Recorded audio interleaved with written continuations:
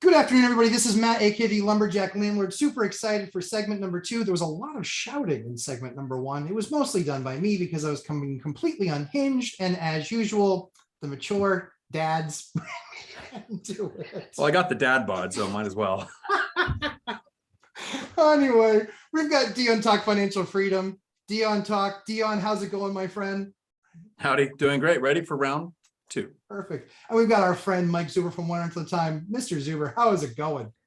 Going pretty well. I was Dion came at me hard. He actually told me I was wrong in video 1, which it hurts my ego, but Yeah, I took how's it. that feel? I took it. Yeah, you're used to it. It was a new feeling, but no, I don't like it. I don't like it. Otherwise known as every Thursday at 2, 4, and 6 p.m. on the West Coast. So it's all good. I'm always happy to have you guys. I'm super excited that these are going to debut on the Lumberjack Landlord. So the next topic that we wanted to cover was, and one of the things I think we do really well for people is making sure that they know the risks. There are a lot of risks that people spend far too little time talking about when buying investment real estate. And I think it's really, really important that we kind of cover some of those things. Also, some of the risks of STR, short-term rentals. I think very often people go into it and all they're hearing is all the success that people are having. And that's one of the things I'm really proud of is we share our failures. And we've all had them. We've all had them. And thankfully, we've learned from them. They didn't put us out of business all the way. So wanted to jump into this. And Mike, I'll go to you first. Wanted to talk about long-term rental. Talk to me about, we'll just kind of go through the group, kind of that top risk that you see in the long-term rental side at this point in the market. Yeah, so we're gonna, I call this ping pong, right? So the first one I will talk about with long-term rentals. God, I have so many. I'm actually going to cheat and use a comma or a run-on sentence, so I'll do 2. Ha ha ha. One of them is debt structure, and one of them is betting on appreciation, right? So again, I tell you this as a 22-year vet, somebody who saw the last crash up close and personal. If your debt financing is bad, you can go broke buy and hold financing, right? If you have an adjustable rate mortgage, for example, like the great country of Canada has a lot of, in 2% of loans in 21, but now 12% or 14% of loans, adjustable rate mortgages can be a problem. It may cash flow with your teaser rate, but it won't cash flow when it resets, and you can go broke doing that. The other one that really annoys me is people who bet on appreciation. This is particularly bad in California, right? I happen to live in the Bay Area. I've never hidden that. I spent a year looking in the Bay Area, and the only people that buy rentals in the Bay Area are people who bet on appreciation because nothing cash flows. Nothing cash flows. Yeah. And I was never comfortable with that. So the first 2 things that are rules that you should never not do is it should cash flow day 1, fixed rate debt, and don't bet on appreciation to bail you out. Because if you do and you head into a bad market, you're going to get smoked. I saw it happen last time. So that's the first one. When you think long-term rentals, your debt structure and betting on appreciation. I don't give a rat's ass if you have a 6-figure job and you can hold the negative cash flow. You won't in a bad market. I had buddies of mine who makes multiple 6 figures that bought in Louisiana. And it's in my book. He bought, I forget, 3, 4, 5 homes in Louisiana after the hurricane because of the Katrina hurricane, because of some kind of accounting gimmick. He let them go, right? They went negative. The debt reset, boom, let them go. Strategic default. So again, that's where I start. So I cheated. That's all right. We don't mind. Do you have any others that you'd like to cover before we ping pong to somebody else? I'll wait and see where we go next. Dion, you're up, my man. Fair enough. The biggest risk with long-term rentals is one that I start the sentence like I'm saying, don't worry about this, but it's actually my biggest concern. And so I'll give the whole quote. Since we've started tracking the data in 1914, there has never been a 5-year period where rents went down. Rents have always consistently gone up. And there have been a few times where they plateaued, but they've never gone down in Class C or B areas. So mostly we invest in those. Some people we know invest in Class A. In 2009, Class A dipped enough to make it look like rents went down, but in C and B, they went up because there was more demand. Market wide. So that's the first part that everybody hears me say. So if they think I'm saying always just buy long-term rentals because rents have always gone up. There are some local markets. Here's the warning. Detroit, when the car manufacturers move away. Silicon Valley, when .com crash hits, that impacts that more than somewhere else.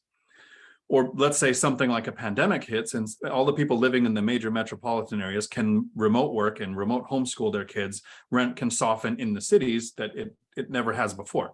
So if you are concentrated in one area and you're pulling tenants from one economic driver, or maybe even just two economic drivers, the biggest threat is not doing some of the things I suggest, like diversifying your location. I wouldn't want to start with a 10-unit apartment complex that's going to pull all of its tenants from one little area. I want 3 or 4 duplexes spread out more than 10 miles apart, so I'm getting tenants from different sources. And then I want to diversify the tenant base.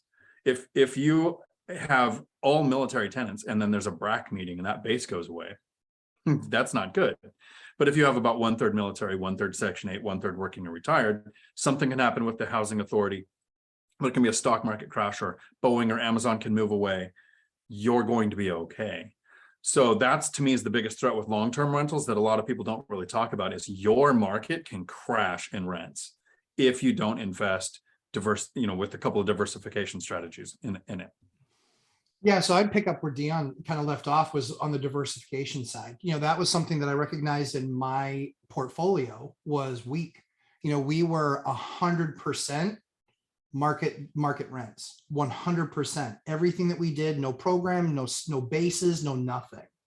And then I started to look at it and I said, oh, interesting, because I started to try and really understand. And this was due to what you guys have been talking about, the fact that you both split your portfolios and that you have them fractionalized, and diversify, which is great. But then also just kind of putting the cherry on top was an interview that you had done, Zoob, with Rod Cleef, where he basically said, yeah, I had units full of nothing but construction workers. Yeah. So when the economy went bang, no one could pay their rent. He's like, literally, because all of them were in construction. And so that was something that, I've started to really look at. And, we kind of have it diversified with, a portion of, so I'll kind of break down the 4 categories that we did. We do kind of a portion of roommate situations. We do Section 8 and housing. We do the nearby base, the naval base. And then we also do student housing. So those are kind of our 4 big pockets. And I'd say not in any of them are we more than 40% of our market.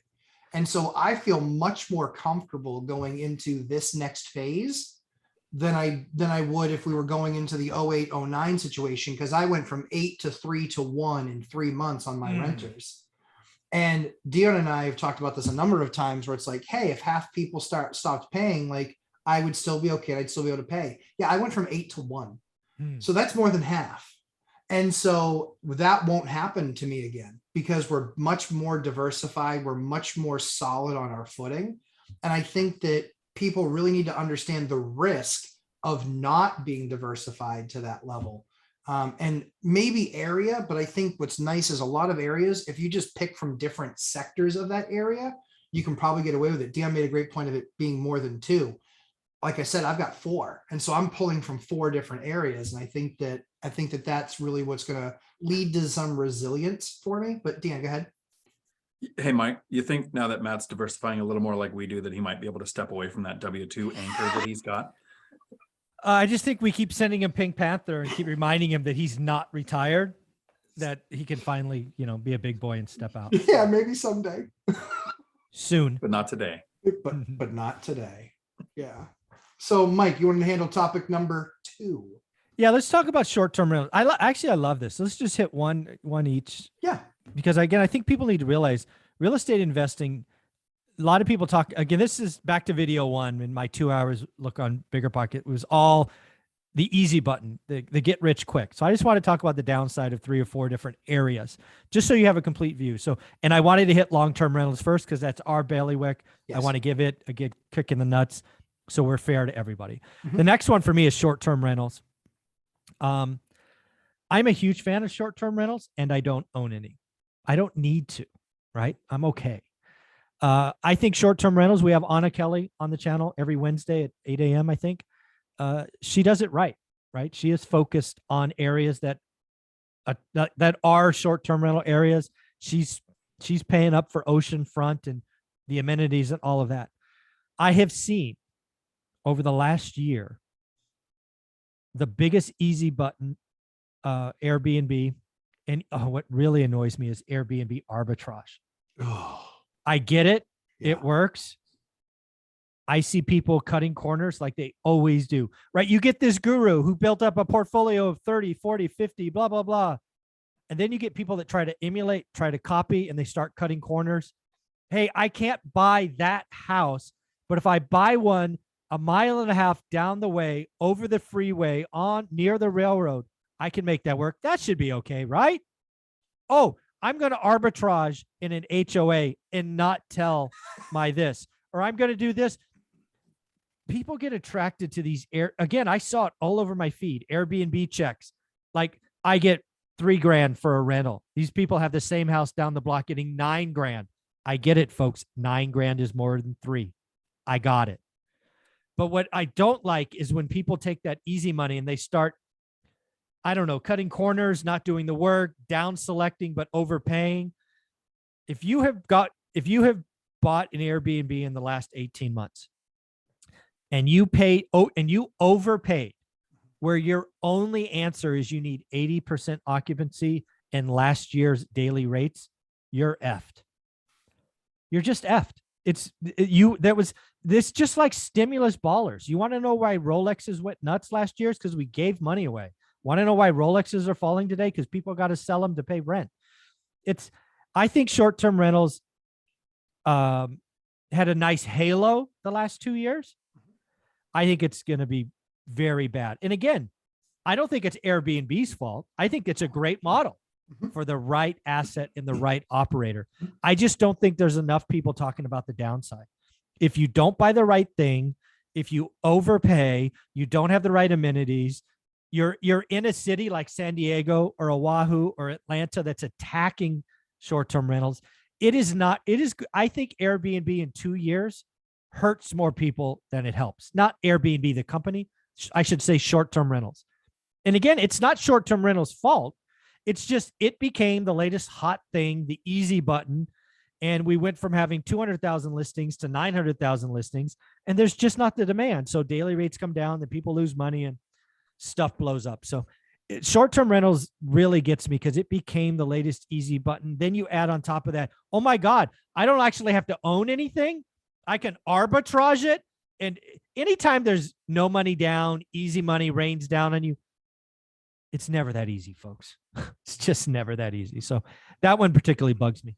So Dan, you know what I learned? I'm not letting Mike go first anymore. Go ahead, my man. So actually, Matt, to help, I have 2 major risks with short-term rental. So why don't you go first so that I don't take what you would talk about, because I'll have one left.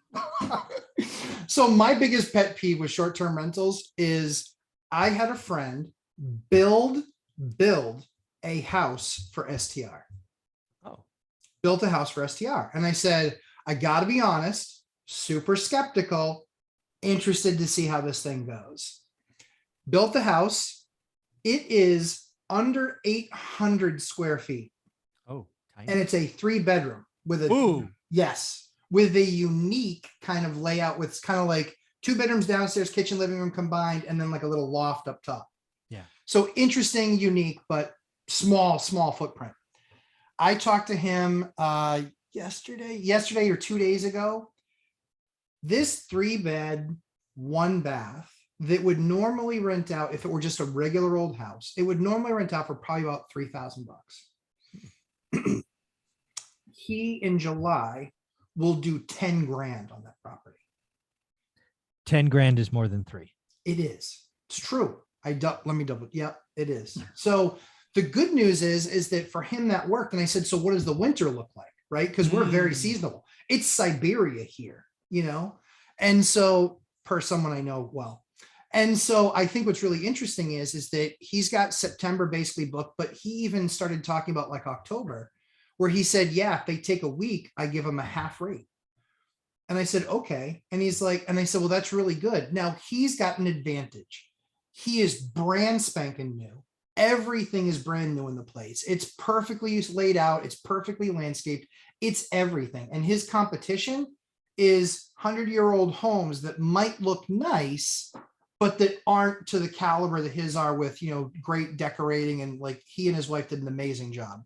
So I think the cautionary tale that I would leave out there for folks is there will be competition. Like the guys who were doing STRs 3 years ago, there is like 5, 6, 10, 12x the number of apartments or places available STR now than there were that long ago in a lot of different markets. So I think that yes, there's the quality argument, but I think that you have to look at what product you're bringing to market for that STR and compare it to the others, because people will have a choice. Will they down select based on price? And what really is your break even? Because if I'm doing the math, like basically if he's rented out for about 10 days, he makes about the same thing that I do.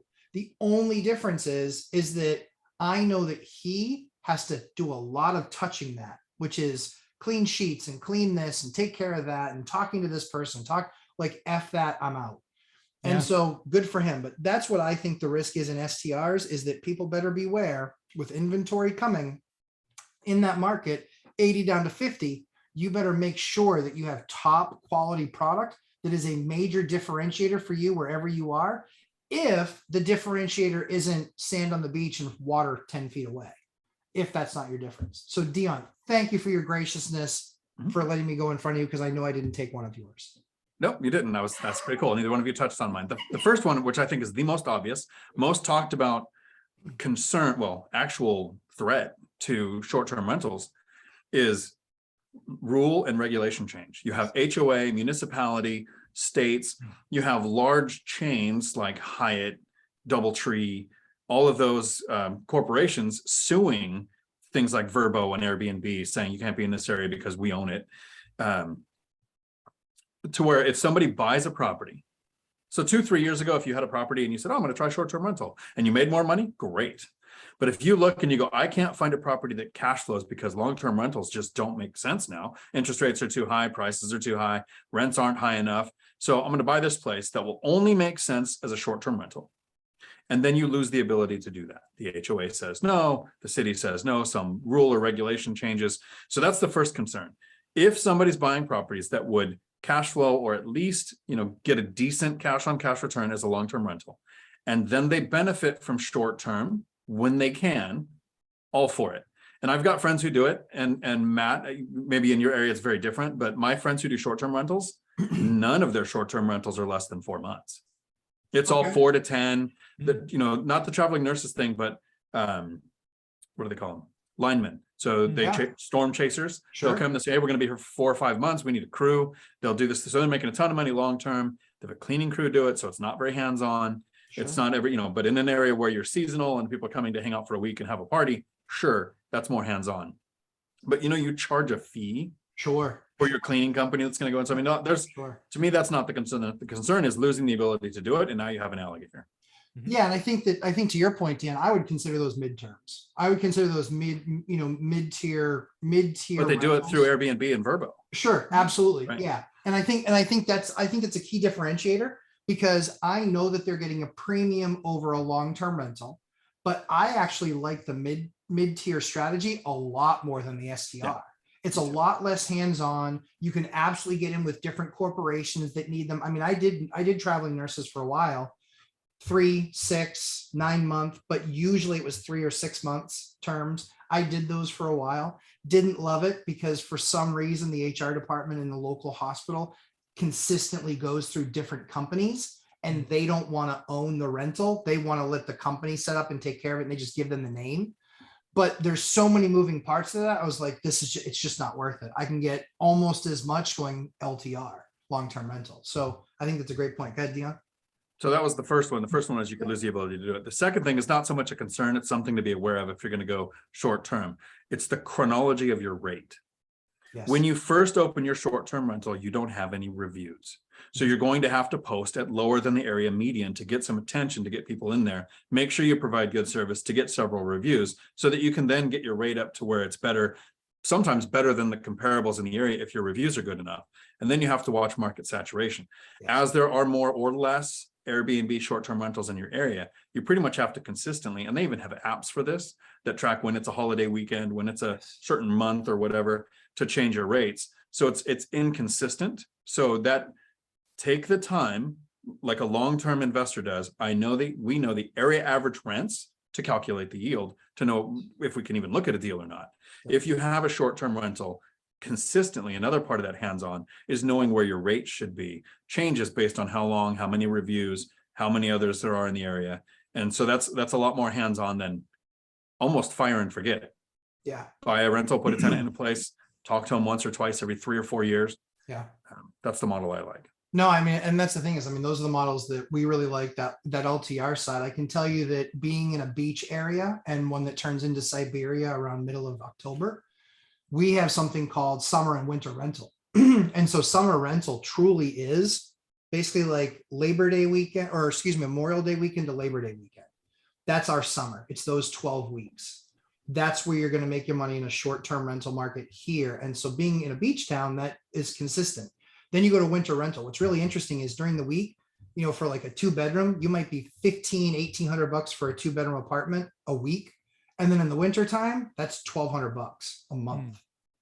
And you have to sign on for the entire winter. So there's people around here that live seasonally where they literally they do the opposite, where they get really cheap rental rates in the winter time and they get to be down in the beach area. But it's because those people are literally just trying to cover their expenses. What I found, and I did the research on AirDNA and also just having talked to some other folks in the area, they said the goal is to just cover expenses in the winter months, but in most cases you're negative. In most cases you're negative. It's just any little bit helps. Any little bit more that I can go and put towards it helps. It's also the time for them to go in and rehab as well, because almost all of their money they need to make in that 12-week period. Imagine if you get something forecast where it's like a couple of weeks of rain and you start seeing cancellations or things like that. Like that's the thing that also scares me about that. But Mike, we had one more topic on this of making sure kind of one sector to and another sector to basically make sure that we're understanding the risk and conveying that risk to folks. What was number 3 for us? I think we got to go syndication. Yep. Multifamily investing. Bigger is better. Again, bigger is better sometimes. Obviously the 3 of us, we want to do our own work. We trust ourselves, all of that. Syndication's kind of like Airbnb. Syndication started first in my world, right? They were like, hey, it's easy money, hands off. I sold apartment buildings in 19 because I thought cap rates were too low, which they were. They went lower, so whoever bought them won. But we are going to have a comeuppance in multifamily. Yeah. The debt structure is all bad, bridge debt. Anna Kelly and I have talked about it. She's like, man, I haven't seen a good deal in a long time. Yeah. Rent assumptions are bad. Rents are going to get soft because, again, we had a record rent increase, 14.6%. Talked about it this morning. Occupancy at 98.5%, record occupancy. Just something you learn when you study enough economic data is we usually revert to the mean. And right now, all the mean reversions are going to hurt syndications. And there's a lot of people who are syndicators aren't operators. They're essentially capital raisers. They are. And given the social media landscape, they can raise capital very easily and quickly on their name. Uh-huh. That works when the market's like this. When you start to have to call people and do a capital raise or say, hey, I know we told you to get your money back in 3 years. Sorry, it might be 13. It's going to hurt a lot of people. I hope people get their money out, but these people are trying to scoop equity. Like Ken McElroy says, not going to happen. The world's different. Rates are up higher than expected. Cap rates are going up. Occupancies are growing. Mean reversion is going to be nasty in the syndication space. So, I see some downside there.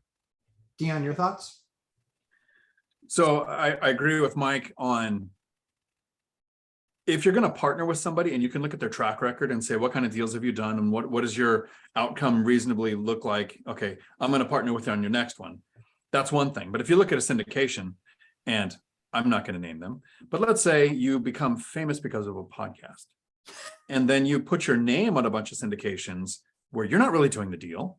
And you don't know the track record of these people, but you're putting your name on it. And so you start getting emails saying, hey, join me on this syndication. Yeah.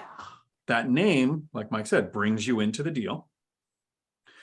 And then looking at rent growth, 14 last year. I mean, and I've seen more in my area. Yep. The binder strategy was an average of 20 to 28% increase in my area at tenants' request.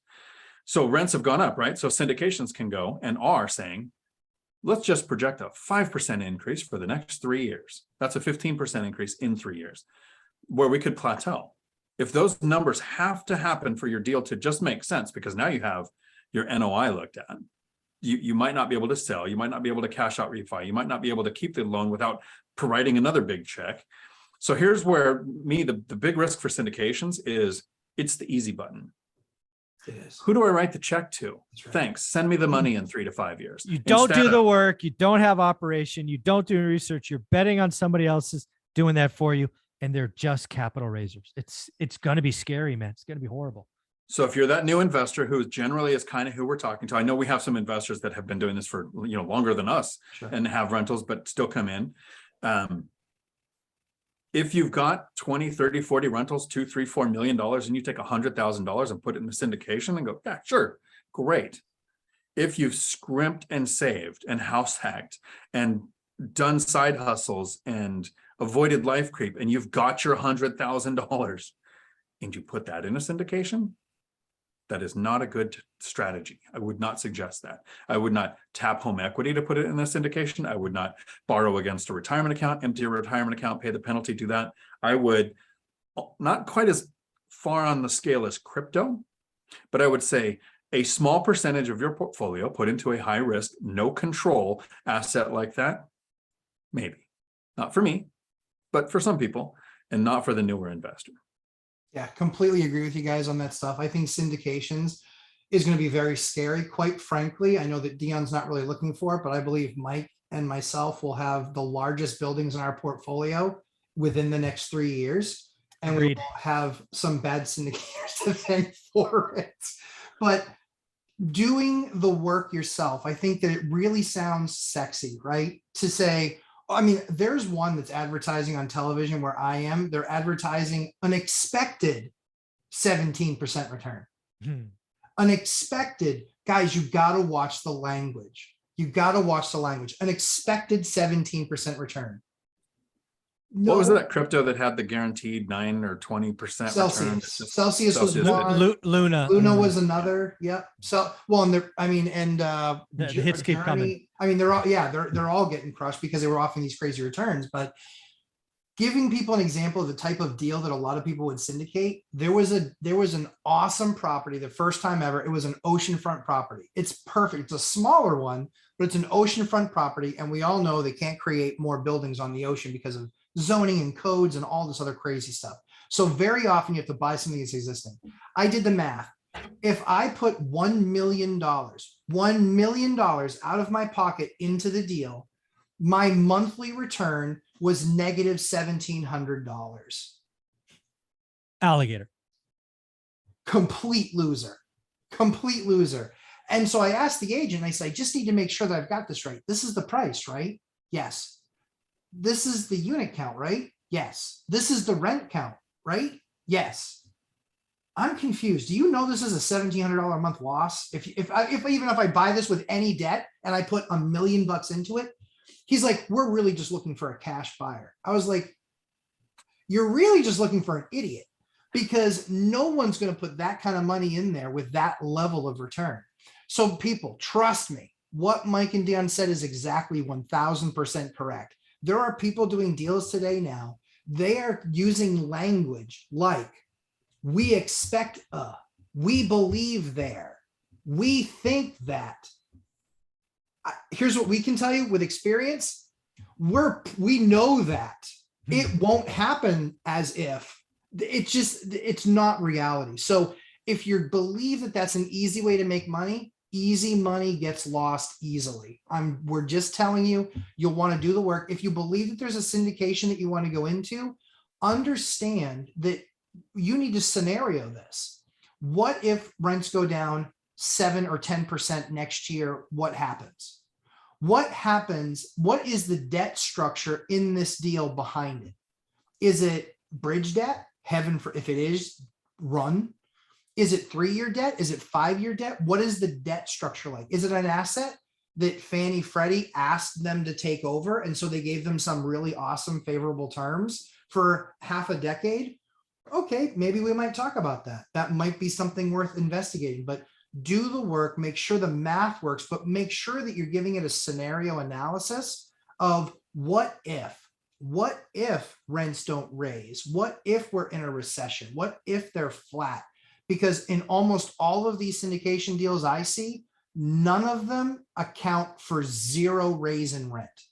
Zero of them. They all actually account for, if it's something being built, they all account for single digit year over year constantly. And I can tell you that won't happen in a recession. So anyway, hopefully this was helpful to you guys. Mike, tell them where they can find you, my friend. One rental at a time. And I do a live stream 8 a.m. on Saturday, 60 minutes, your questions, my answers. And what else will be occurring tomorrow, Michael, after that? We are going to change lives. Matt and Dion are very simply, it's a very low bar they have to jump over. They're going to change hundreds, if not thousands of lives by talking about the sexy cheat code to wealth house hacking units. Sure. That's all you guys got to do tomorrow, guys. Change lives. That's it. 9 a.m.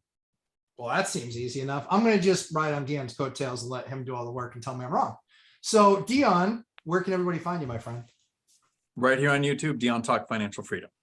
As always, great hanging out with my three amigos. We're looking forward to it. Hit subscribe, hit that like button, give us some love. Why? Because we kind of earned it. We just dropped a ton of knowledge on you. So anyway, have a great rest of your weekend. Enjoy the time on the live stream tomorrow, and we'll see you in segment number 3. Thanks, gents. Ciao.